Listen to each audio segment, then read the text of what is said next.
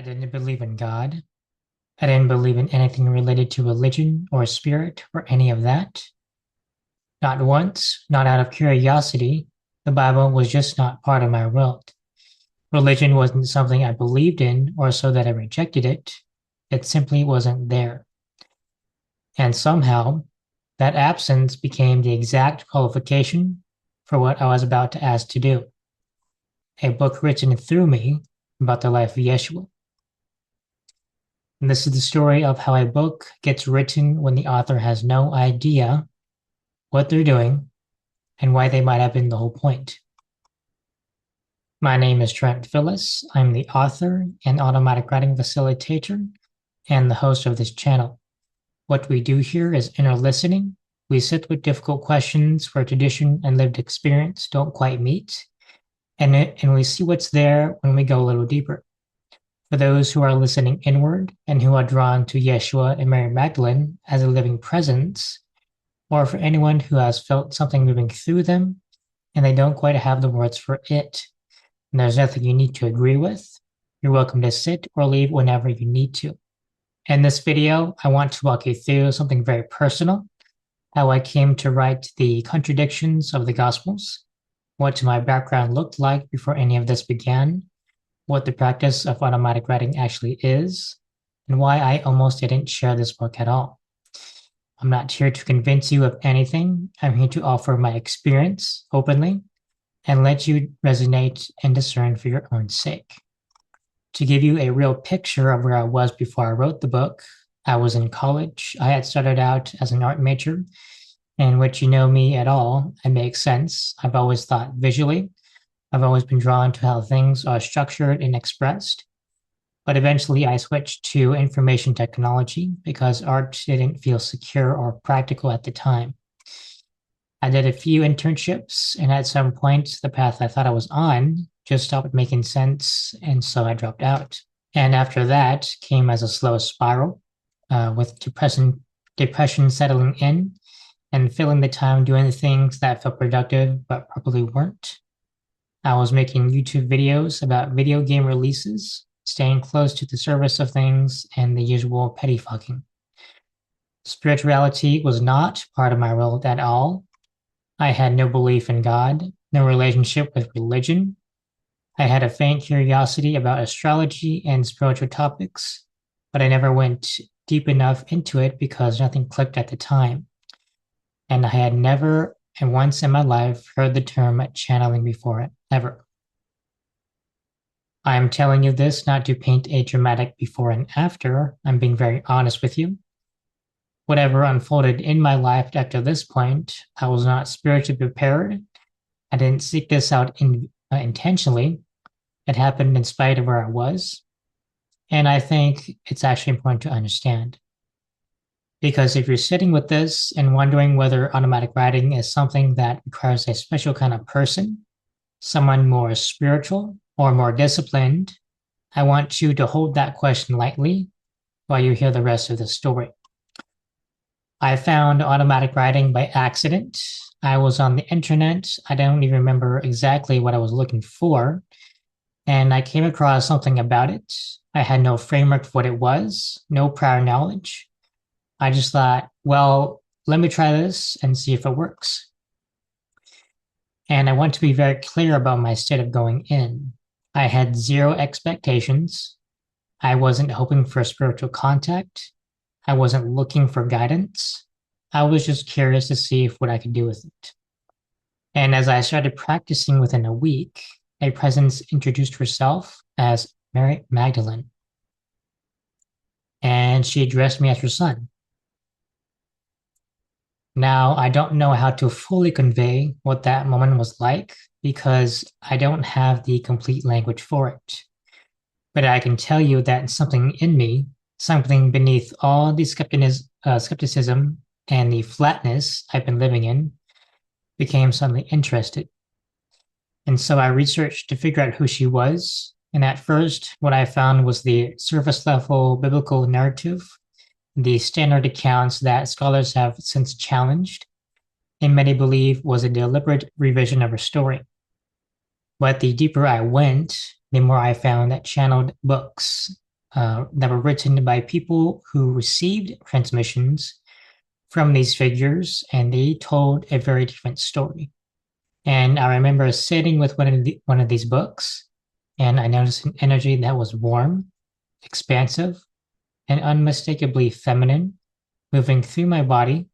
While I wasn't aware of it at the time, it was only looking back later that I understood what was happening. My heart space was being expanded, and I would enter an altered state. It was powerful enough for me to put the book down and process what actually occurred. I believe now that it was a kind of initiation, an invitation from within, opening the heart even further, and to keep exploring whatever it was leading me to. And then eventually, Yeshua introduced himself, and what he proposed to me, I had no idea what I was in for. Yeshua proposed that I write about the contradictions of the Gospels, specifically the four Gospels, the accounts of his life, and what the contradictions between them actually mean in the accounts of Matthew, Mark, Luke, and John.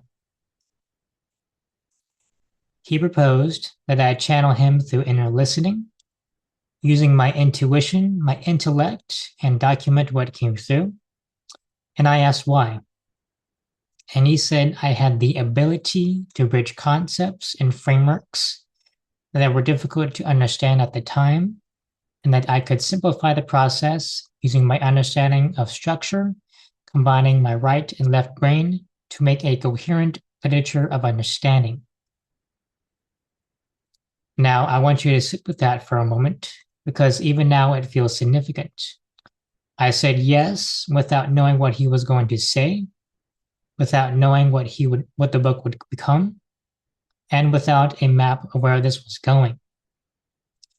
And I think it's worth naming here that the willingness to begin without certainty, that impulse, that intuitive download, or whatever you want to call it, is something I come to understand as central to this kind of work.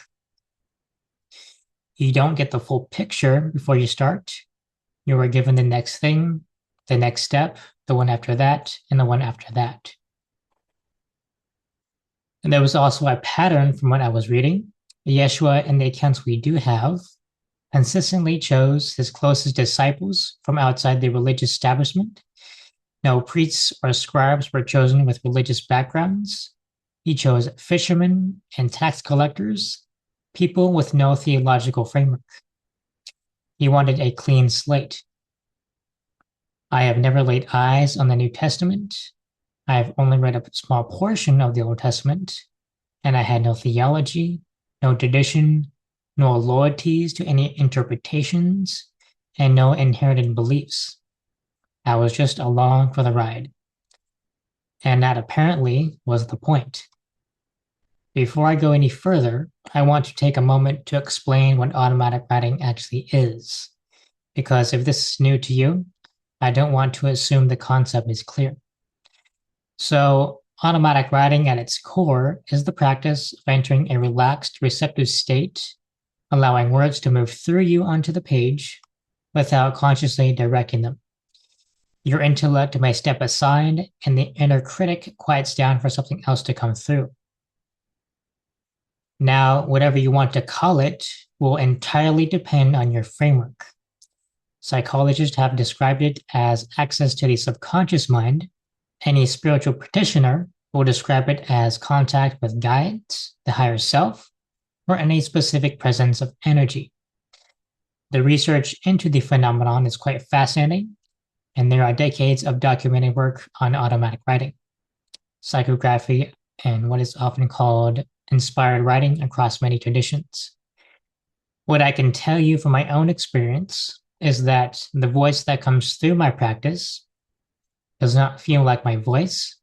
It has a different cadence and intelligence, and it knows things I don't know, and approaches questions in ways I wouldn't approach them on my own. The process for me is quite simple. I would sit down, quiet the mind, sometimes through breath work, sometimes through a light trance. I would hold an intention or opening question, And then I would write without stopping to evaluate what's coming through. I don't read it mid-session. I don't edit. I just receive and record it. It does take some practice, especially in the beginning. The thinking mind wants to interrupt and question and second guess. One of the skills of this work is learning to recognize when you've drifted from reception into conscious construction, and that learning to return and letting it flow again. Over time, the intuition becomes much clearer and the connection becomes much more familiar. And for me, with Yeshua and Mary Magdalene, it has become, honestly, the most real thing that has happened to me. And before writing the book, I was recommended by Yeshua to research the contradictions of the Gospels. And I want to be honest about the way my research actually worked. I had only read portions of the Old Testament, but I never read the New Testament, not once. I want to let you sit with that for a moment because I understand how strange that might sound. The book I was being asked to write was about the Gospels and the accounts of Yeshua's life. I had never laid eyes on these accounts, not in the conventional way. I was led by something I can only call intuition. I would follow a thread, find a source, and land on a discrepancy, and I would make a note of it. And it felt like I was being guided to it. Now, some of those contradictions I found through historical records, biblical scholarships, and commentaries that exist outside the Christian framework. The inconsistencies of the Gospels are well documented. Scholars have agreed that dates don't align and the details contradict one another in ways that don't really make sense. But there was another layer, and this is where Yeshua's voice became essential. My questions were always about finding the contradictions, but the better question was, what do they actually mean? And what was Yeshua's point of view? And that is something a scholar cannot fully answer.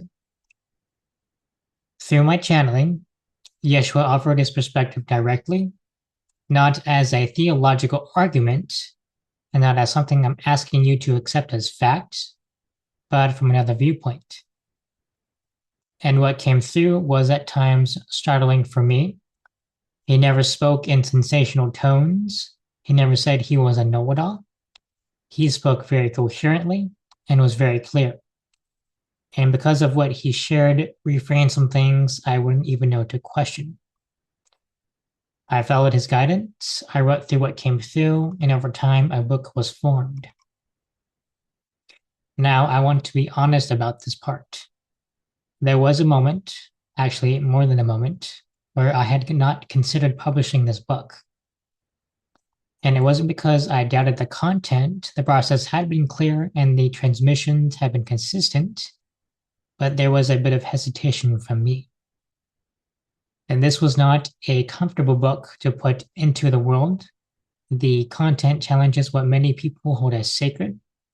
It asks readers to consider what some of what's been passed down as scripture may not be actually what happened, and it offers an alternative account through channeling. And that's a lot to put your name on at 25 years old. There was also the part about sharing this kind of work publicly, especially with the kind of scrutiny that comes with it. I was not offering an idea that many people would agree or disagree with, or trying to impose upon someone's belief. I was offering an experience, a relationship, and a transmission from an intelligence that I can only describe as interdimensional. And that's an intimate in a way that most forms of publishing are not. What moved me forward, ultimately, was returning to the purpose. This book was not written for a theological debate, but for the ones who have always felt that something was incomplete in the version of the story they've been given. It's for those who have read the Gospels and felt something was missing or off about the Bible. And for them, this book might matter, and that felt like enough. If what I've shared with you today is landing somewhere in you, I'd love to hear about it. There's a question I'd like to leave in the comments section, and I mean it as an invitation. What first opened you to the possibility of inner listening? It doesn't have to be dramatic or spiritual even. just your introduction to it. And the book, The Contradictions of the Gospels, is available now. You can find it in everything connected to this work at trentphillis.com. I'll make sure the link is in the description below. If you're curious about automatic writing as a practice, how to begin it, and how to work with it, that's also something I'm teaching and building a framework towards. The details are on the website as well. And if this is the first video we've watched on this channel and something resonated with you, consider subscribing. I'd like to thank you for being here.